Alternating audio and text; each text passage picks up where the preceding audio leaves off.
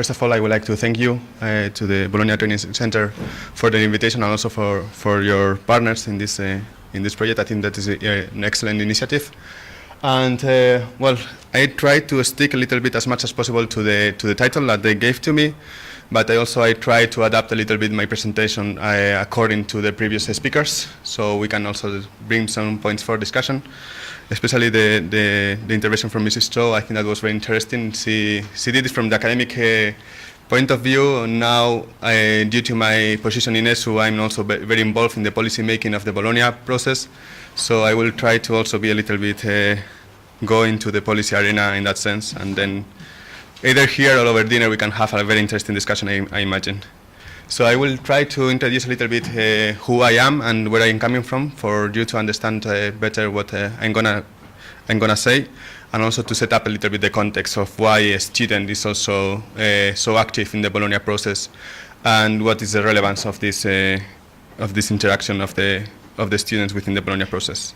So what ESU is? ESU is the European Student Union. It's an umbrella organization of different national students' unions.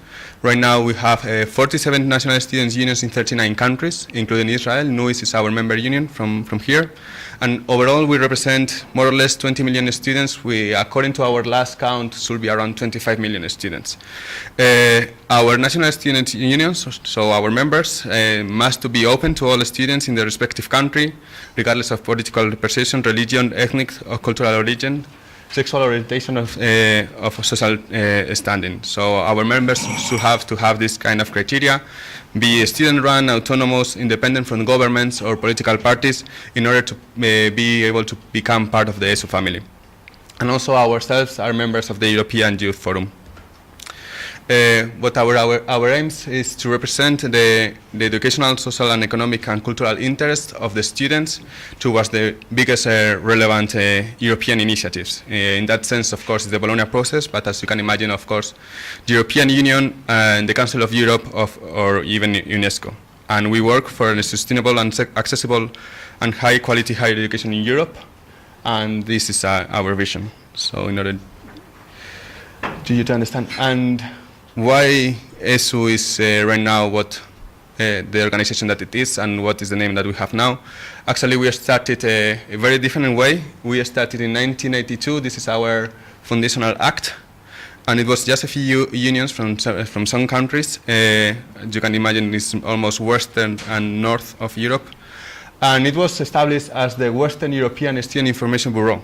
As you can imagine, at that time, there were not so many European initiatives or big European projects regarding education, so there was not a need of having a union as such. It was just exchange of information about what was happening in different countries and kind of a best practice sharing and peer learning from the different student unions. We continue growing, and with the time, as you can imagine, also when the Berlin Wall falls, also we lost the W and we became ESIP. And we have been known by ESIP for a long period of time. And actually, ESU started to change quite a lot with the Bologna process. In 1999, we were not officially invited to the conference itself, but we were there already. And we actually changed our structures. We create a committee for the Bologna process, and later on we create also an academic affairs committee, so our structures were also adapting to the happenings that were surrounding us.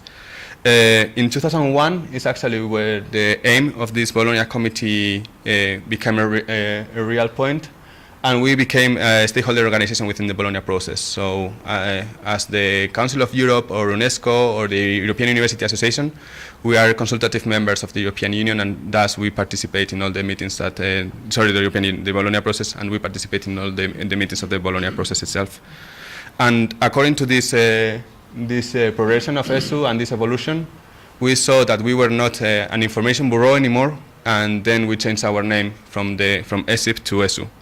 And just last year we celebrate our 30th anniversary. So this is our unions. As you can see, there are quite broad, and in some countries you have two, depending also on the system, because for example in Finland you have universities and universities of applied sciences, so there are different unions there, or in France where they have a different system of student participation, so we have also two unions in France. But in general there is for you to understand 39 countries that comes from Iceland until Armenia or Azerbaijan. This is our map. The blue ones are the countries that we actually are having a candidate member, because for becoming a full member of ESU, you have to go through a study visit. There is a team of people from ESU that goes to that country and checks that the student union is actually representing who they claim to represent, and they are independent, etc., because for us, legitimacy is an important matter. And we also have associate members. It's a very broad field of associate members. For example, you have ESN, the Erasmus Student Network, which we collaborate quite a lot regarding student mobility, but also with different scopes of different organizations. And our sister organization for high school will be the OBESU, the Organizing Bureau of Student Schools and Student Unions. And this is our board for San Juan. This is the people actually that... this picture is a little bit old. I couldn't find the last one, but for you to understand how we work. And for us, the student participation is actually, as you can imagine, a key factor. The World Declaration from UNESCO was actually highlighting that the students are one of the main stakeholders in higher education, but also we think, or there is a trend to think that also this student participation is somehow an European value, and also the Bologna process in the communique in Prague also highlighted this in a way, saying that the students are full members in the university community and constructive partners as subjects active and competent in the establishment and construction of the European higher education area. So it's not just more that being a consumer or just a user of higher education, it's also being a constructive partner and having also responsibility over the higher education systems and the institutions themselves, which I think that this is a characteristic of the European approach to higher education, that it's not so well spread all over other educational systems or regions in the world. So what do we do and how we work? This is actually what I was trying to explain to you. We have our member unions that comes to our board meeting, that will be our General Assembly for somehow, and they elect an executive committee of 10 people, of which there is one chairperson and 2 vice chairpersons. And then we have different committees. And actually we have our secretariat, our office that is based in Brussels. Our board meeting approves all our policies, our budget, elects the elected representatives, and also decides upon our plan of work for every year. So this is the people that we are in charge this year. We are actually finishing our mandate in July. And that's all the executive committee members and the different coordinators. We have also 3 coordinators, one for human rights and solidarity, one for our membership, and also one for equality. And this is our secretariat that is based in Brussels. Those are not elected representatives, those are staff of our office that are working professionally, and we have, as you can imagine, quite a lot of work on different projects that we got granted and funded by the European Commission, the UNESCO sometimes, also Council of Europe, etc. So we actually are working in 3 main lines. We do a lot of representation and advocacy, but also we try to do some research through our projects and develop some concepts. Maybe you have heard about the student-centered learning. That was a concept that was developed quite intensively by ESU. And also we try to do some capacity building and information exchange. We try to bring together all our unions and train them, inform them. We organize different projects and different activities, try to do research, campaigns, etc. We have 2 main general assemblies per year, but also we organize 2 European Students' Conference, European Student Conventions, that are open to everyone, and everyone is able to participate if they want to. And we actually link it to the different happenings at the political level, at the most relevant topics. This year we're in Brussels, and we were discussing a little bit about the future of Bologna, the European Parliament elections, and also the employability of the university graduates. And these are our core policy areas, and that is where we focus our work. The overarching chapter is about the purposes of higher education and the international policy initiatives, what we think about EU and what we think about the Bologna process. But then our main work centers in access and support, the social dimension, public responsibility of education, that includes both governance and funding of higher education, quality and transparency, which includes structural reforms, academic affairs, student-centered learning, etc., and mobility and internationalization. And all our work is somehow organized according to these 4 working areas. And in terms of advocacy, as you can imagine, Bologna process, it's a big thing for us. Not only because it covers 47 countries, which is almost all our membership, much more than the European Union, that is only 28 at the moment, but also because the biggest part or the biggest happenings in the field of education were happening there at some point. As you can see, we were not officially invited to 1999, but we were taking part officially since 2001, and ESU has been taking quite a biggest role time by time in the Bologna process. Right now we are in the period between two ministerial conferences. Next one is going to be Yerevan in 2015, and we are actually, what I wrote there on the future, it's because right now in the last Bologna follow-up group was decided that to launch a discussion on the future of Bologna. That means that we will have a special focus Bologna follow-up group meeting in Italy that will be discussing the future of the Bologna process.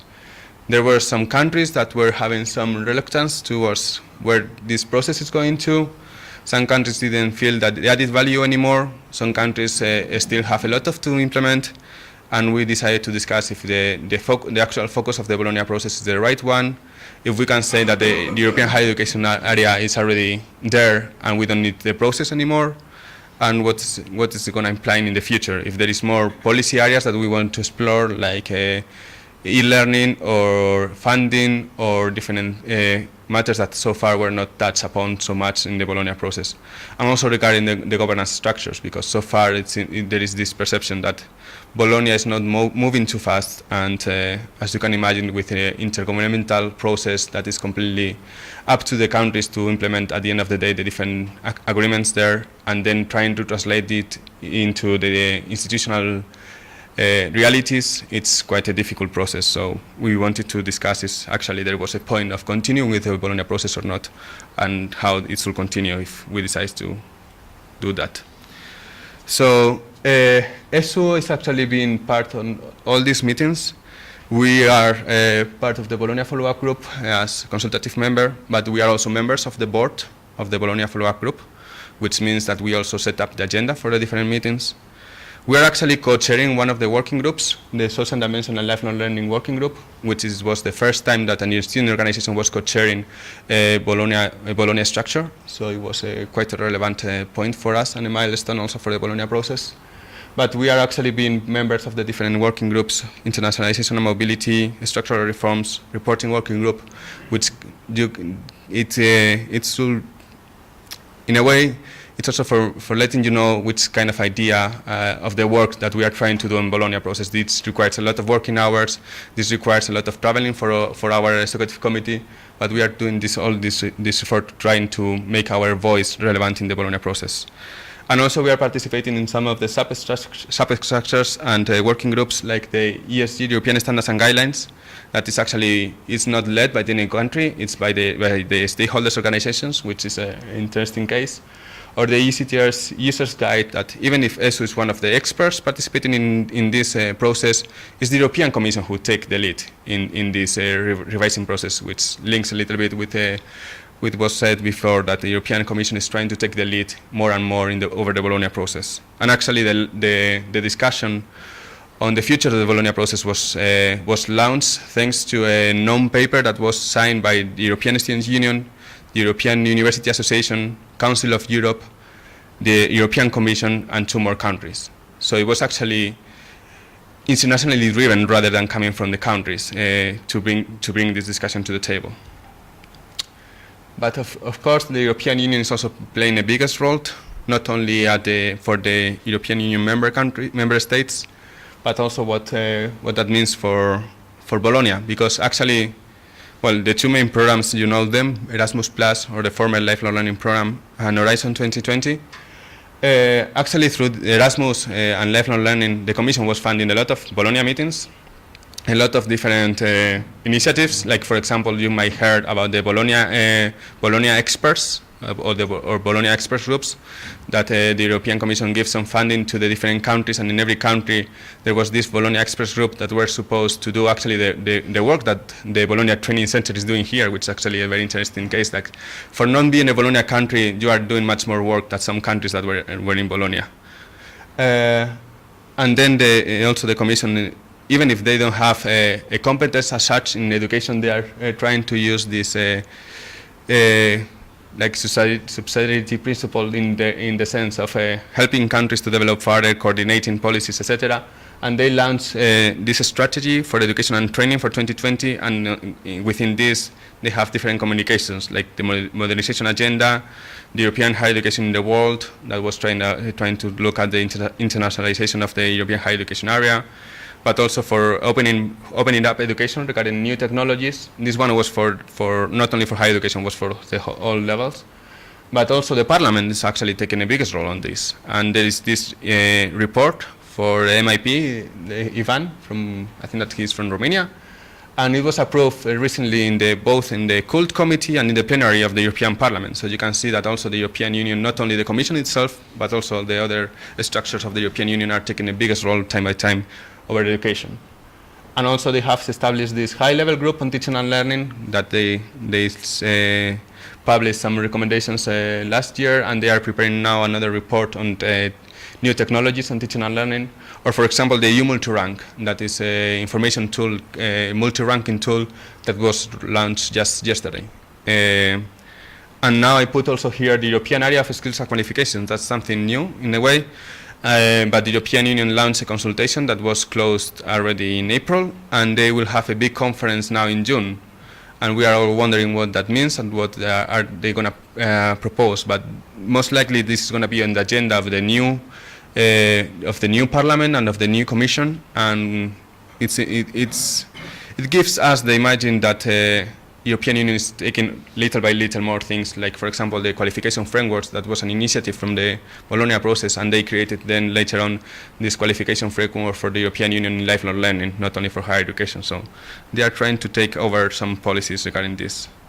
And of course, as they are getting the biggest role, ESO is also being there, trying to put the students' perspective. So with the European Commission, as you can imagine, we work quite a lot with DG EAC, Educational Culture, but we also work with research or home affairs. For example, there is a proposal now in the Parliament for the visa directives for the students. So what are the requirements for visa for any student from non-EU country that wants to come to Europe to study?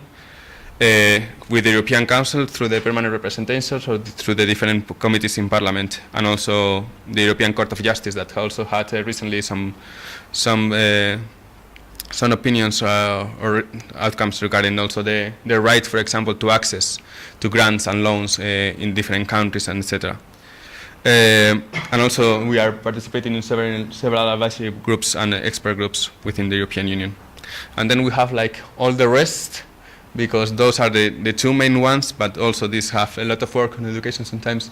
Council of Europe, we are also members of the Standing Committee for Higher Education and for Education, and also the Working Group for Higher Education. But the Council of Europe is it's participating very actively in the Bologna process, but as such it's not playing such a big role nowadays. UNESCO, that with the budget cut that they had, also they are not doing pretty much on education nowadays, but still they were playing a bigger role worldwide. And the OECD is always playing always pissing us off a little bit. They had a HELO, I think that you might hear about. It was like PISA for higher education, which was not really successful, but they are still trying to keep it alive in a way.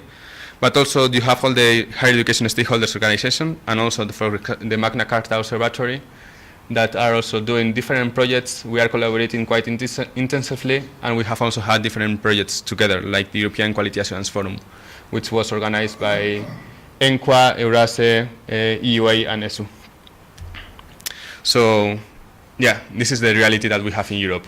We have a lot of different countries. We have the European Commission from one side, you have the Council of Europe, different stakeholders organizations, and we are trying to, through the Bologna process, trying to create some kind of coherence and establish a European higher education area, which, as you can imagine, putting all those interests together in the same pot, it's kind of hard to actually have come out with a coherence outcome.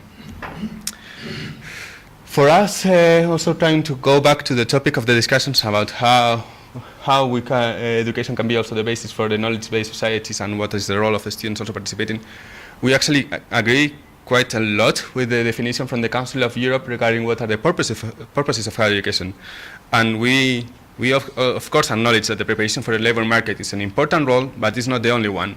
And this is our main fight with the European Commission sometimes, that they have this view that education is mainly serving for preparing the relevant skills for the students in order to come and get employed later on in the labor market. We also think that preparation for active citizenship and living in democratic societies is a very important part of higher education, personal development. Actually, we had a project on that. We did survey European students all over Europe, and personal growth was still one of the main points for going into higher education, which is also very relevant for us. And developing and maintaining broad and advanced knowledge base. Obviously, if we don't have higher education for serving all these different purposes, it will be useless if we only have it for the labor market purposes. So in that sense, we actually liked a lot to differentiate between knowledge-based society and knowledge-based economy, because the approach then could be very different. And also, as I said, we are trying to base our political stance also in some kind of data and objective, if possible. So we have projects and research on that. For example, we did films that was on funding. Quality is the ones that I meant with the Quest, was trying to come out with what is the expectations of students regarding higher education and what is their perceptions of quality.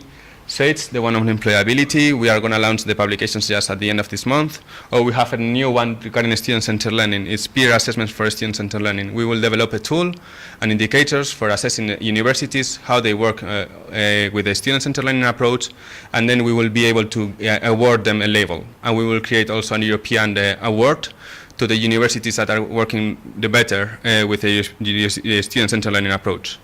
But we also are working not only with Erasmus Plus projects, also with Tempus, and I only put here the ones that we have as lead partners. We have a SPIC with Armenia, but we are also both in Erasmus and in Tempus associate partners in several projects that also fits into our aims and our political areas. So, for example, we have actually a project with a Tempus project with a BTC here.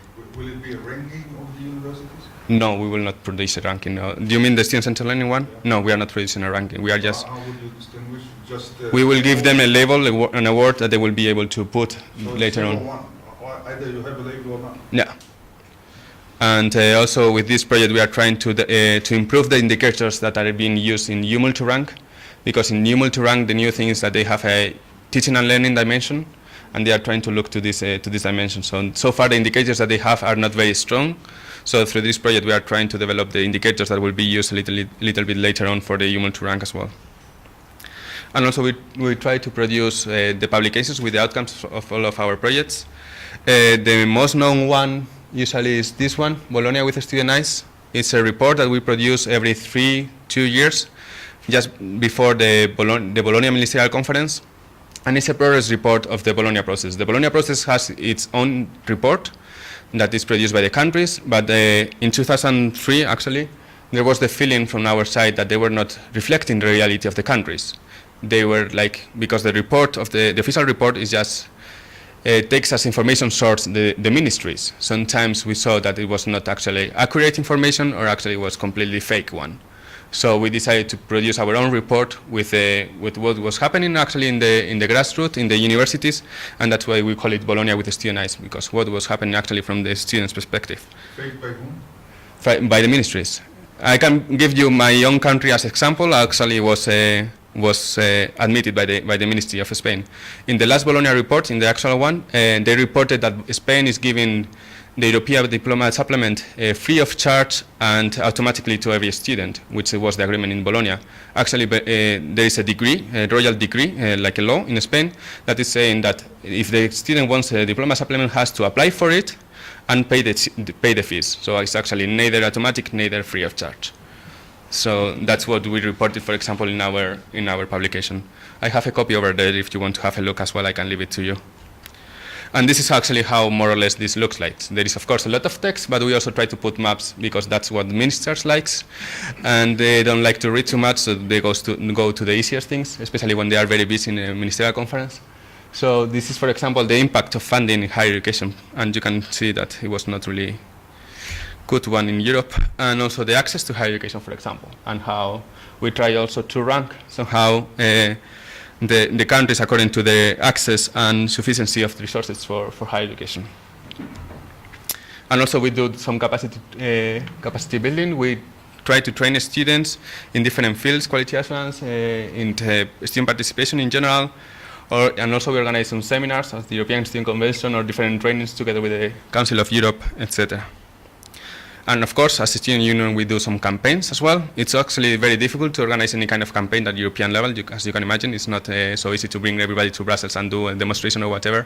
But we try to do also, nowadays, do social network. It's also quite relevant to also do some campaigns.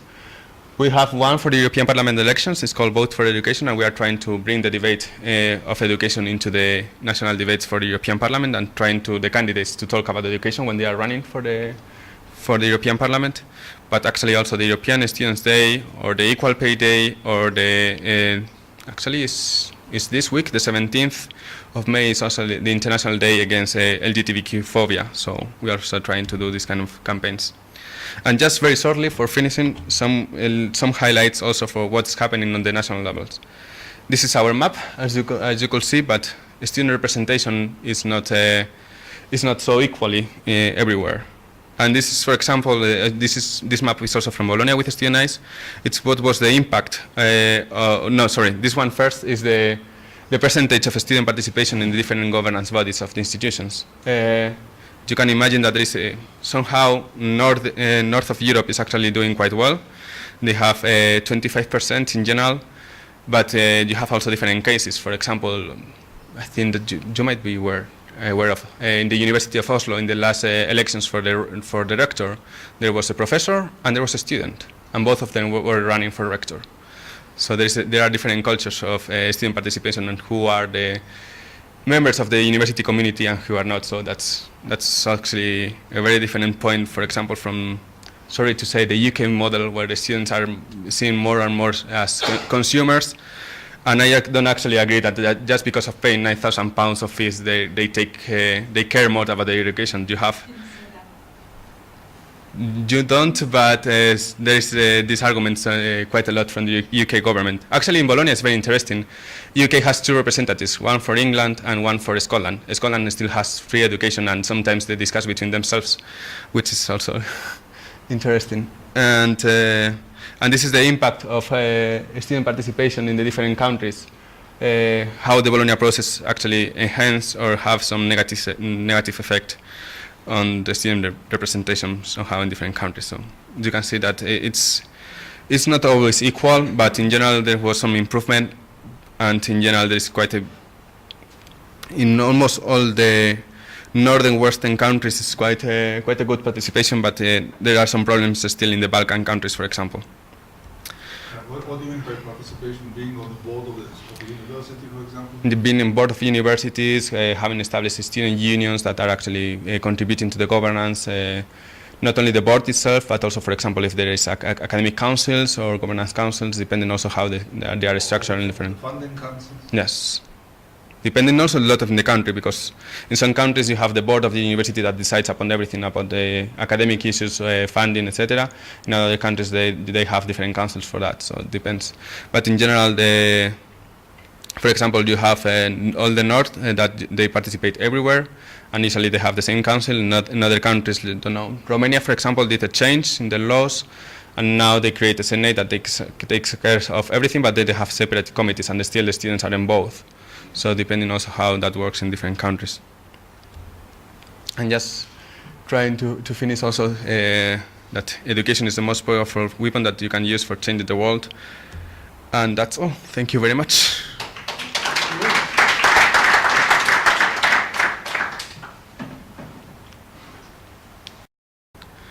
Where's the microphone?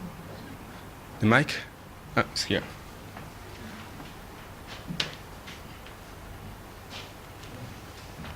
Rather simple question. Where do you get your budget from? You have to pay staff, you have to pay rent, etc. So. Yeah, our budget, actually I skipped that presentation because I thought it was not too relevant. We have a membership fee. Our member unions pay a fee. As you can imagine, not all the unions have the same budget.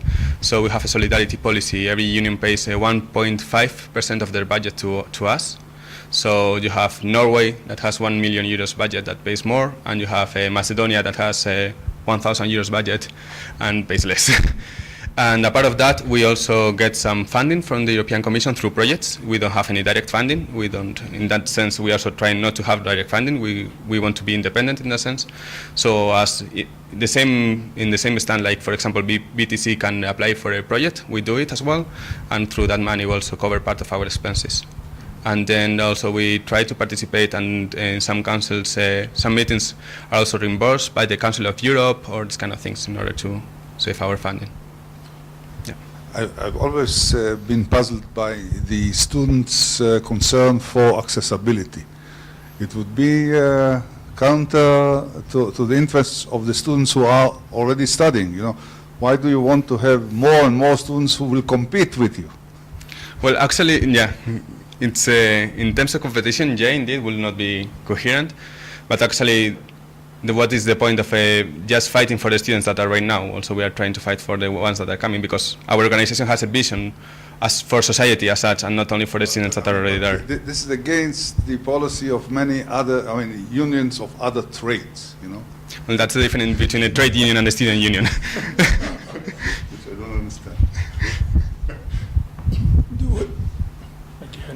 Do we have any more comments or questions? Okay, thank you. There's one. Oh, I'm sorry. There's a question about whether, you answered it, you half answered it just now. What's the relationship between the European Students' Union and educational policy, secondary level educational policy? And the reason I ask that is where the future of students are. What's your role, do you think, as a body in that process? Mm-hmm. Well, actually, as I saw before, we have a sister organization that is called OBESU.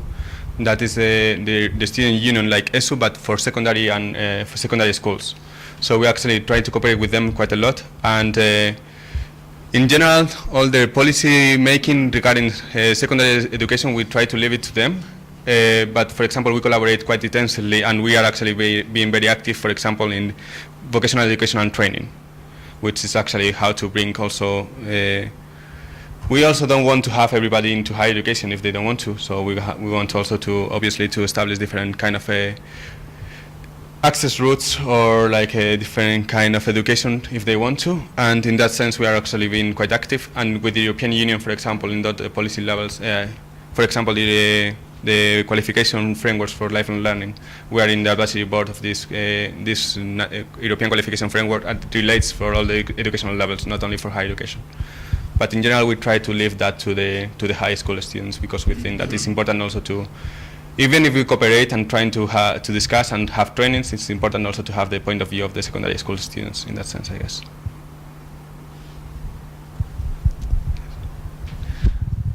I will be also over dinner, so if you don't have too much time, also we can discuss later.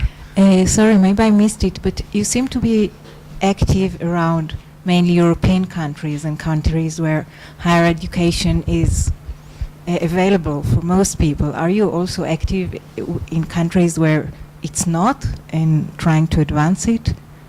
Well, yeah. If I come back to our map, you actually can see that Belarus is one of our member unions. And our colleagues from Belarus have been in jail, and we have been trying to help them as much as we could. We have been there, having some trainings with them. ESU has also, in the study visits that the Council of Europe organized, because Belarus has always trying to become member of the Bologna process, and ESU has been always against to have the government of Belarus in the Bologna process, because for us human rights and also the independence and autonomy of universities was an important matter. So we have always been blocking or trying to block Belarus in that sense until they actually don't recognize the rights of the student, etc. And Ukraine, for example, with the recent developments that were there, also ESU has been active with we have also one candidate member, one full member in Ukraine, and we have been also active and trying to help them quite a lot. In our last meeting in Brussels, we brought Ukrainian students with us. We were discussing with the European Action, the External European Action Service, and also trying to see how also from our side we can help them better. But in general, we try to focus on Europe. We have global cooperation, but in general, there are not so much happening at global level. European-based. I mean, no Africa or places like that. Not as such. We don't have so many resources. There are some good examples. For example, the Norwegian Student Union have some kind of they call it a student at risk. They are granting that the students that are in conflicting countries and they cannot continue their studies because of political problems, or they are going into jail or whatever. They granted their place in Norway for finishing their studies and then being able to go back. We are actually working with Scholars at Risk. That is a similar approach at worldwide, and we are trying to establish some kind of program at European level. But so far, we only have this program that is happening through the Norwegian Student Union.